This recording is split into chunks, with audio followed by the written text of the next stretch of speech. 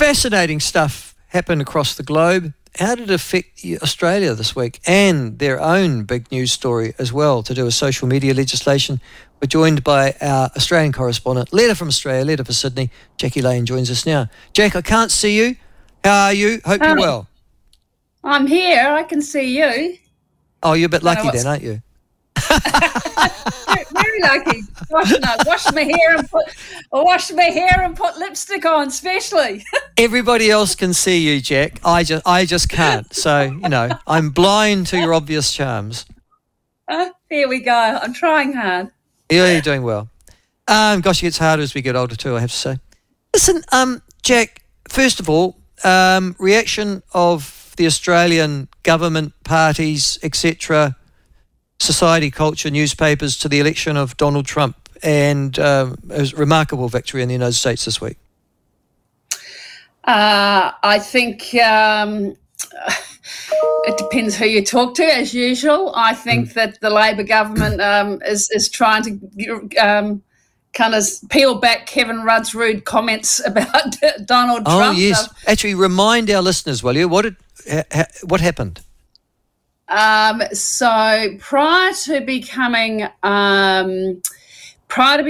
the ambassador to the US, Kevin Rudd, our former Prime Minister, was speaking at a Asia Centre event, and I'm just trying to pull this up now, and said a number of very disparaging things about the now new president of the United States, and so I can't. Well, he actually called him a traitor. Yeah, look, various things. I mean, he wasn't backward and coming forward. And I'm just trying. Oh, here we go. I've got it.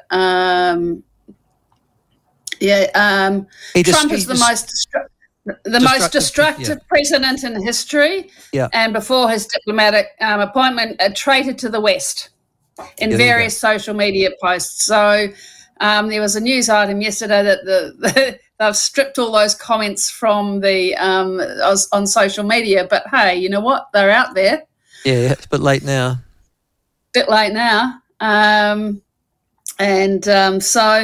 So look, I think the real reaction is bloody hell. This could happen here, kind of thing. In that.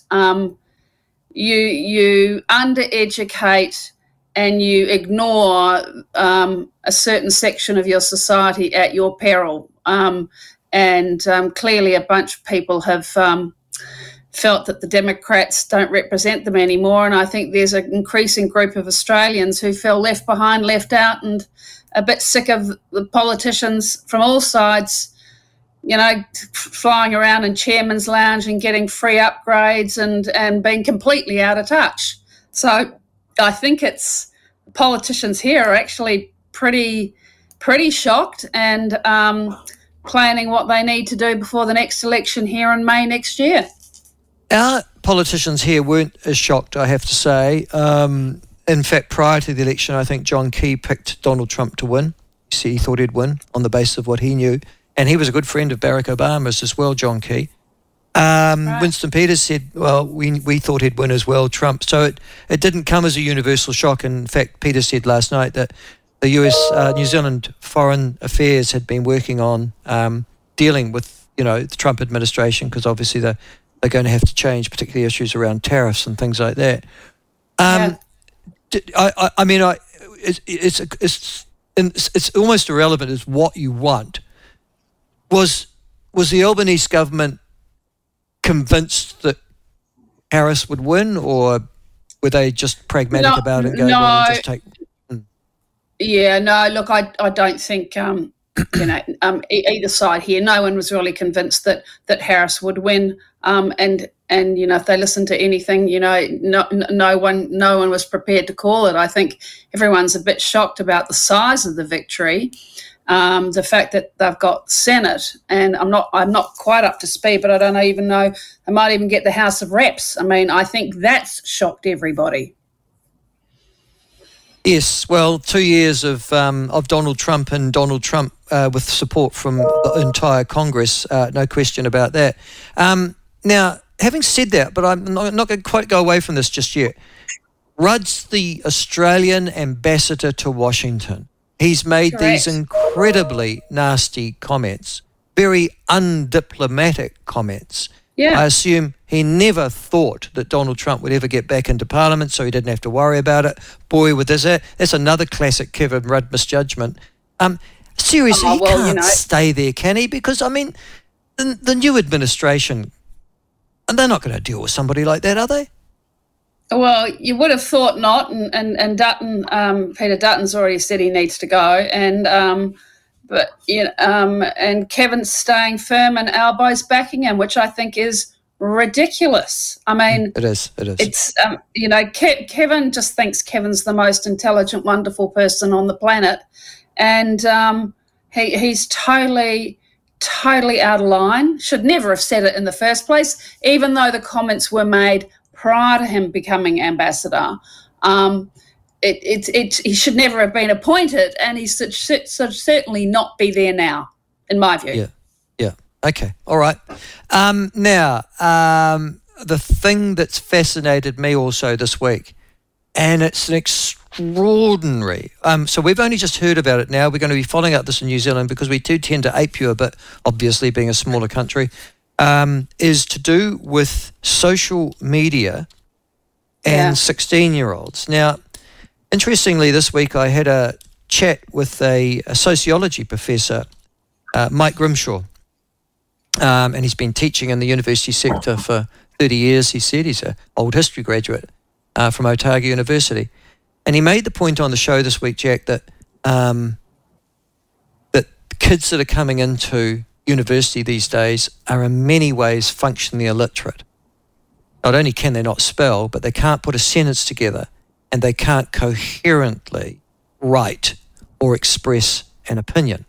And he was sounding an alarm because he's saying that academics have noticed this throughout New Zealand, that we're getting a group of people here who, in many ways, would be lucky to pass our old-fashioned school certificate, let alone get a university degree. He blamed social media for this and said that it's a part of what he calls the TikTok generation, who think in sort of 140 words or characters or doing a dance and don't have a wide thought.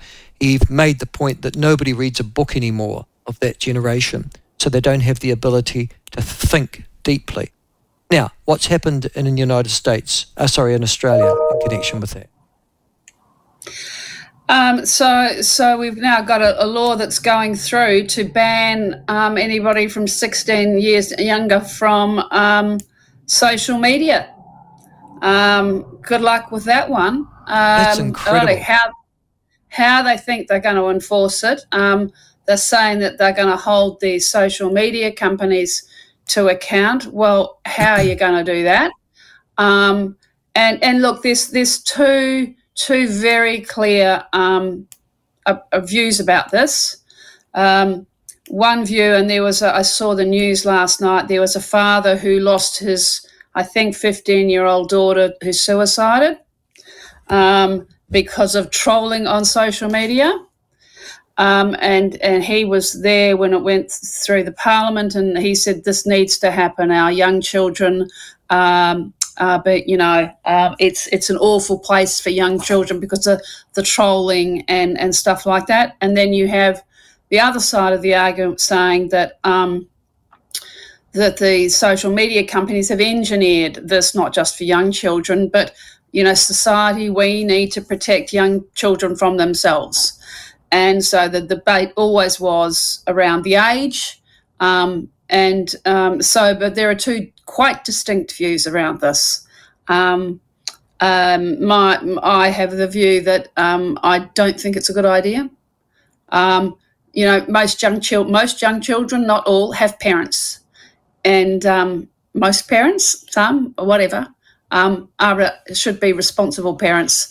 And please don't legislate for my children or my grandchildren. But there is a very big concern here around the damage that social media does.